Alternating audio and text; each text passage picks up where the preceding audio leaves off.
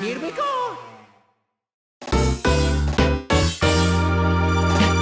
Mario Kart DS, voted on by you, and a video Patreon supported by people such as Ollie Pops, Anthony Combs, Silver Skeleton, and Abby Knudsen. Thank you. Wii Sports Resort won my most recent poll, and I already did a video on that, but a lot of you really wanted me to do Mario Kart DS. So I figured I'd fill in the gap while I work on my Colossal Mario Bros video. And holy crap, it has been years since I touched this bad boy. I know Mario Kart DS might not seem too special in a modern lens, but you have to consider the era this came out. These days, you really don't need to make any compromises when it comes to portable gaming. Especially if the Switch, any Nintendo game you'd want to play at home, you can now take with you on the go. But that's obviously not how things always were. I mean, the previous portable Mario Kart looked like this. So again, at the time, it didn't feel like any compromises were being made. In 2005, this is basically as good as we could have asked for in regards to a portable Mario Kart. Technical limitations aside, another reason we didn't feel like we were making any compromises with a handheld Mario Kart was because the DS entry in particular added so many things that have since become staples of the series. Retro tracks, online racing, mission mode. Okay, that last one never came back, but it should have. To this day, I'd argue Mario Kart DS has the most content. Sure, Mario Kart 8 Deluxe might have more characters and courses right out the gate, but for one, DS has a battle mode I'd actually want to play.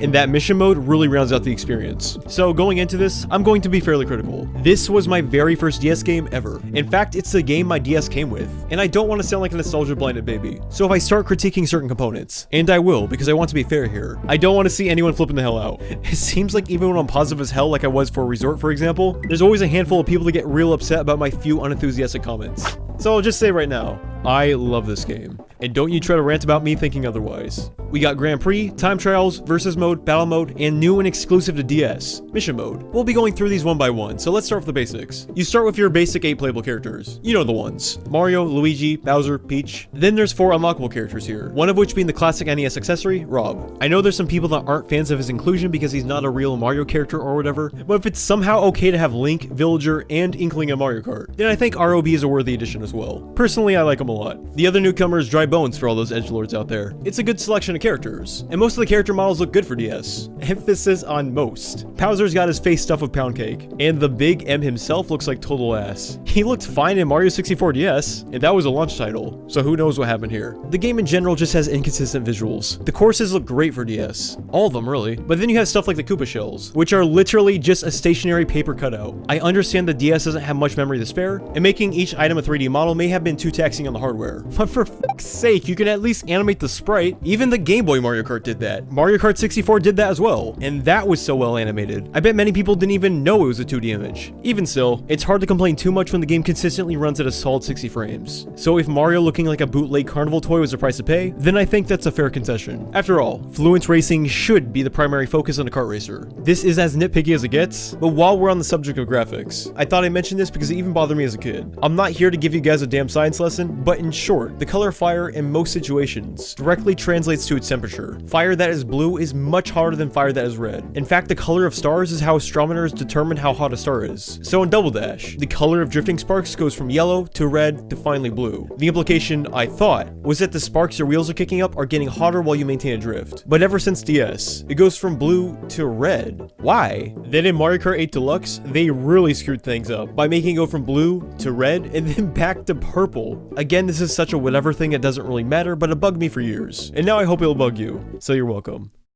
Returning from Double Dash are a selection of karts with different stats. If you 100% the game, you can even use any kart you want regardless of what character you choose, which I thought was a nice touch. But I swear they got the stats on virtually every car mixed up. Take Luigi for example. His kart, the Streamliner, is a speedy looking race car. That's the one with low stats and good items. Meanwhile, his damn vacuum is the fast one. Or Yoshi, he has an old fashioned drag car, and that's the slow one with good items. Meanwhile, this big ass egg, that's the one of good stats and bad items. Or Waluigi's excavator, that's the fast one. Not his bike, but his damn construction vehicle. Or hell, you know Mario's kart, the B-Dasher? Front of the box, super iconic? That's the slow one. But this dumb looking star car? Yeah, that's the good one. Once again, it's not a big deal obviously. I just thought it was funny. But as far as the racing itself, it feels really good. DS was basically the game that established what a Mario Kart game should feel like. I say this because every Mario Kart game that preceded DS feels more similar to how this game feels than it does say 64 or Double Dash. Smash. When it comes to multiplayer, this is one of the more skill-based Mario Karts. It's the last in the series to have the original drifting for one. You know, back when you had to build up your drift by wobbling the D-pad back and forth. This was also the game that added conventional drafting. It was technically in 64, but in the same way that drifting was technically in 64. It just didn't feel right until DS put its foot down and it was like,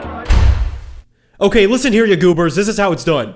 I would be remiss not to mention another high-skilled tech that was frequented online. That technique in question being snaking, which, if I had to guess, is why they removed the original drifting style in future titles. Snaking, for those who aren't familiar, is when you quick drift in alternating directions in a straight line. It can be tricky to pull off, but if you do it successfully, it's slightly faster than driving straight thanks to the small burst of speed. The point is, Mario Kart DS is one of the more technical entries, and I respect that. That being said, we're talking about the racing mechanics here, because the item balancing in DS is complete bollocks. Honestly, when it comes to bullshit item balancing, this and the Wii version are easily the most sporadic. It's not as bad as Wii, and credit where credit is due. There isn't a stupid amount of rubber banding like there was in Wii. In fact, if it wasn't for the items, this would easily be the fairest Mario Kart. Most of the bullcrap comes from a particular spiny shell, but I should probably mention the blooper first.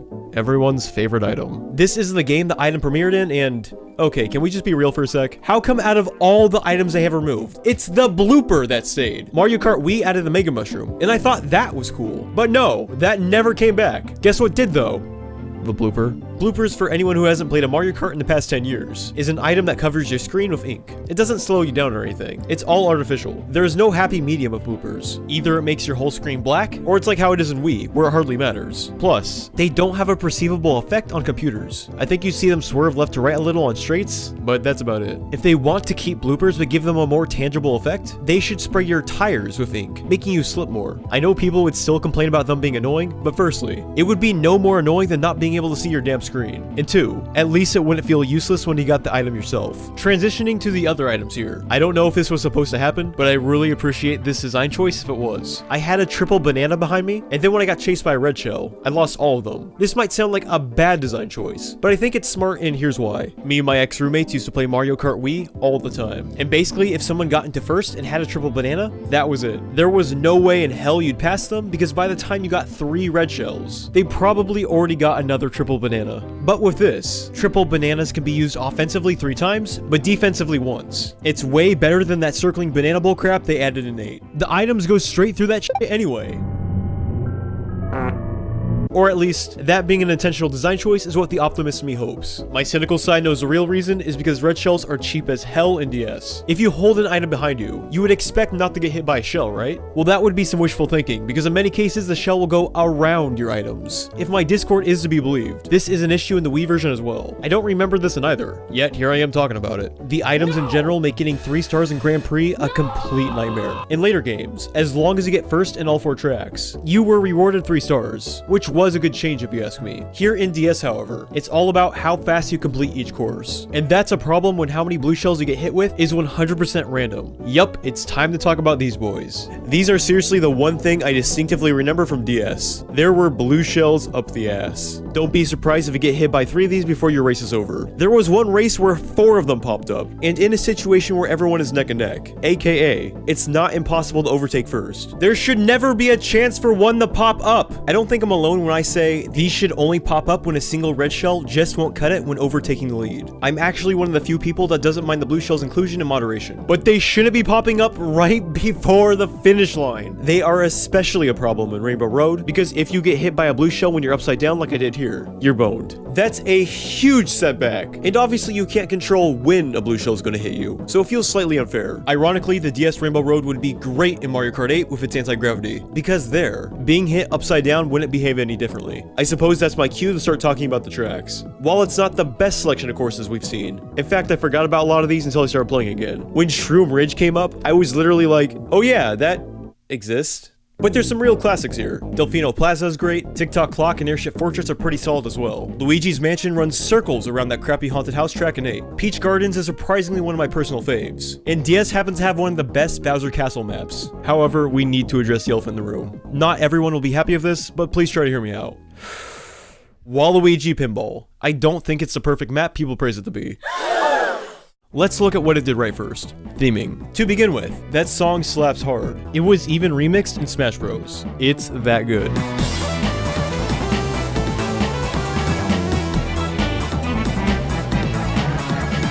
Then there's the fact that it's on a pinball table. That's an extremely unconventional setting for a racetrack. The visuals are awesome. I really love the foggy spotlights illuminating the night sky. The sound effects are great too. It's the only map where they're different. There are some satisfying little jingles when you overtake another racer.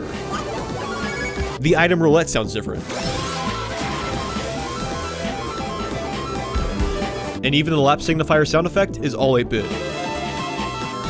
All that stuff is what people think about when Waluigi Pinball comes to mind, and it's all great stuff. That being said, the other half of what makes up a track is the layout itself. This is where Waluigi Pinball starts to flounder. For a map called Waluigi Pinball, there's certainly not a whole lot of time spent on the pinball table. Yeah, just the last 8 seconds really. And even then, what are you doing? Just driving straight mostly. Maybe crossing your fingers as a surprise pinball doesn't hit you from behind, but otherwise you're only driving in a direct line to the gutter of the table. As for the rest of the map, all we have here is your basic run-of-the-mill linear concrete pathing. Not only are there no shortcuts or branching paths here, but this has absolutely nothing to do with pinball. An apologist might say you're driving on the rails that a pinball would travel along on the actual table. But if that's the case, then what the hell is that? Waluigi Pinball is a perfectly fine track. But if it wasn't for the mere idea of driving on a giant pinball table, I don't think this map would have been elevated to the god tier status it holds today. Waluigi deserves a better pinball-inspired map if you ask me. Honestly, they could have just taken the pinball portion of the track and made it into a decent battle map. As mentioned earlier, DS was the first game to have retro tracks and, well, it certainly feels like it. I have a lot of respect for DS for essentially trying to double the number of tracks we came to expect in each game. But the best of the best, these are not. I swear they went out of their way to pick the least interesting callbacks. If I were to take the GameCube tracks, for example, and pick out my favorite 8, essentially cutting the list in half, these would be the ones. Daisy Cruiser, Waluigi Stadium, Mushroom City, Yoshi Circuit, DK Mountain, Wario Coliseum, Dino Jungle, and Bowser Castle. Out of those 8, only one is back in DS. That map in question being Yoshi Circuit, which has been stripped down significantly. The piranhas and the pipes are gone, and so is that secret passage in the side of the mountain. I of course understand not everyone is going to have the same favorite tracks as me, but who the hell was begging for Luigi's Circuit to come back? That seems to be the theme of the retro tracks in DS. They picked the maps that would likely be the easiest to recreate, despite if they were fan favorites or not. If I were to pick the simplest tracks to recreate from Double Dash, the 4 we see in DS would also be the 4 I would pick. Going back to the example I gave of Yoshi Circuit, even among the most basic picks, many of these are still stripped down. Mushroom Bridge, for example. Remember how cool it was when you could drive on the side of the bridge? Welp, that's gone now. Also, can we talk about how many of the courses in DS are plain-ass circuits? Figure 8 Circuit, Mario Circuit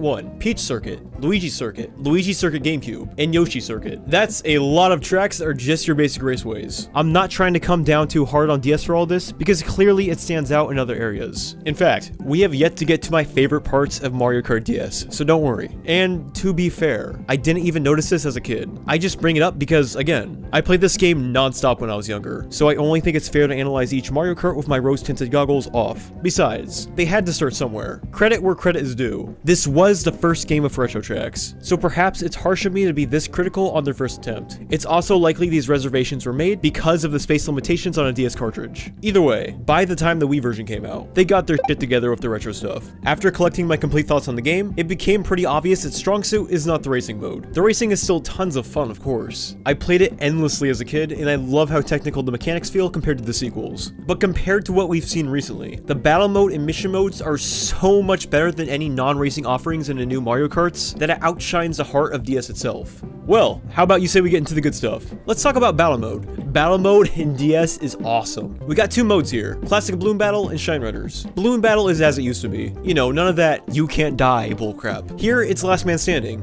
As it should be! I like how you have to blow up the balloons of your mic. You only start with a single balloon, so you have to choose how many you want to blow up from your reserve. You might be asking, why the hell wouldn't you just blow them up all right away? And the answer is the less balloons you have, the better items you get. A really cool risk-reward element I'm shocked has never come back since DS. Then there's also Shine Runners. Not to get confused with Shine Thief from GameCube or 8 Deluxe. I love Shine Thief, but I think I might like Shine Runners even more. It has an elimination aspect to it I really like. So the way it works is the game starts with several shine sprites scattered throughout the map. You try to collect as many as you can, and you can attack other players with items to steal theirs. If you have the least amount of shines, or if you're tied with the players that have the least amount of shines when the timer hits 0, you're out of the game. It's such a fantastic mode, and it's yet again something that never left a DS version. Seriously, they should just get rid of Coin Runners and replace it with this. That's all Coin Runners is anyway. It's just Shine Runners without the elimination aspect. In other words, Shine Runners without the thing that made it great. So battle mode is pretty dang good. My only complaint is a variety of stages. And that's not to say the battle maps are bad. In fact, they're all good. Well, maybe with the exception of Palm Shore, which is a disgrace to beach levels everywhere. I absolutely adore beach-themed stages, but 3 piles of sand and a palm tree? Come on, Nintendo, you can do better than that. The giant DS is awesome. Twilight House is cool. I hate Twilight House. I like Twilight House, but I respect your opinion. The problem is they're also open. These maps don't provide anywhere to escape players or items. There's nothing wrong with an open map, but variety is important. Nintendo DS is wide open, Palm Shore is wide open, Tartop as well, it's just a circle arena. Even Pipe Plaza is debatably an open map. The only 2 stages of any sort of complexity are Twilight House and Block Fort from Nintendo 64. That just goes to show you how good battle mode is in Mario Kart DS though. The map variety is lacking, and it's still the best battle mode in any of the games. The other hard hitter in Mario Kart DS is the mission mode. This mode is absolutely fantastic. Since we never saw missions return, this almost feels like a fever dream or something. It's like the kind of thing you'd make up when you're a kid. Hey guys, the new Mario Kart's gonna have boss fights and special missions and stuff? Will not! Will so! And yet, it must be real, because here I am playing it. Missions range from beating a drunk driver in a red car to the finish line, to blowing up plant guys in the desert. There's a decent amount of diversity here in regards to the task you're presented with. For me, the highlight was always the bosses. Once you complete all 8 other missions in a world, you unlock the boss. The sound design when their stage appears is so badass and eerie. Guys, I don't know if I want to play Mario Kart anymore. I'm getting kind of scared. The atmosphere during these battles are great. Really, the bosses are just awesome. They're all uniquely their own, and they even have their own themed stages. Speaking of which, you know how I was saying the battle maps could have used a bit more variety? Well, the map you fight King Boo on isn't too complicated, but it also provides places to avoid items without having any vantage points for campers. Honestly, they could have just swapped out either that beach map or Top Tart with this arena, and it would have made for a more well-rounded stage selection. It only verifies just how much effort went into these missions. A simple little stage that only exists as a boss arena for King Boo is better than some of the actual battle maps. One of the coolest things about mission mode is once you complete World 6, you think you're all done. The credits roll and everything. Then when you go back to improve your score in some of the missions, you notice that. Holy smokes, there's a 7th secret world! If this game was just a 6 worlds, I would have been happy. But 7 worlds! There's a lot of content here. In all, including bosses, there are 63 missions to endure. As a package, it's all interesting enough that I did it all in one sitting. Totally not advised, but I can confirm it will keep your interest. When people think of Mario Kart DS, what usually comes to mind seems to be the multiplayer. Specifically the download play. And I can totally contest to that. One of my fondest gaming memories ever is going to some family reunion when I was a kid. I didn't know a goddamn person there, but at some point during the night, me and all the other kids there realized we all had Nintendo DS's. Next thing you knew, there was 5 of us all playing Mario Kart Battle Mode on download play. My friends and I used to play this game before school all the damn time. It worked great. I also loved how you can draw an emblem for everyone you race against to see. Yeah, this game had an emblem maker. Once more, another feature that never came back. I love customization options like this, even as niche as it may seem. As I said before, this was the first Mario Kart game with Wi-Fi races. And as far as I'm concerned, the earliest first-party Nintendo title to really nail the online. The Wi-Fi was so good in fact, there still exists some fan servers that are still online today. Shout out to DocXT for letting me know. Until he expounded on the Discord, I thought he was just trying to say Wi-Fi and then his cat started to tap dance on his keyboard. The best part, you don't even need to use mods to use it. Or at least, theoretically. I couldn't get my DS to connect to my Wi-Fi network. I don't know what to say. Just wouldn't work. I even tried using my smartphone as a hotspot, and that didn't work either. I'm sure it works just fine for others, but I can't really comment on it much myself if I can't try it out. Personally, I don't think I'm missing out on much though, because I was there when the official servers were up. Those are some fond memories. Probably for the best I can't taint them by getting my ass handed to me in the online nowadays, because anyone still going through all this hassle to play some Mario Kart DS online is unquestionably going to be damn experienced.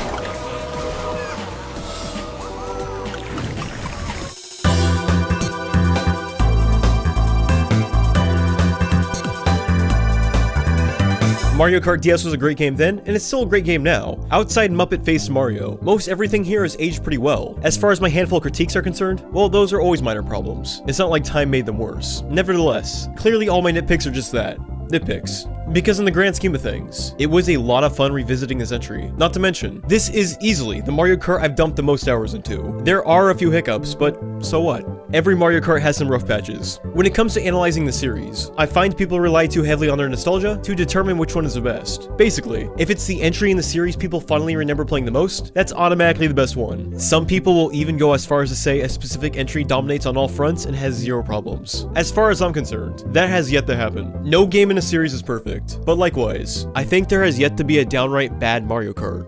Hey, this is a bit of a late update to the script, but this just came out, so now I suppose that statement's up for debate. So, is Mario Kart DS perfect? No, but it's pretty damn close given the hardware it's on. I guess the ultimate question would be, is this the best Mario Kart? And I don't know, simply because I don't think I have one. Every game has something it excels at. For DS, it's the battle and mission modes. For those two things alone, I'd say Mario Kart DS is still worth playing today. While I may not have a favorite, Mario Kart DS is one of my favorites. It reinforced what the words Mario Kart meant to gamers all around the world, and its impact won't be forgotten anytime soon.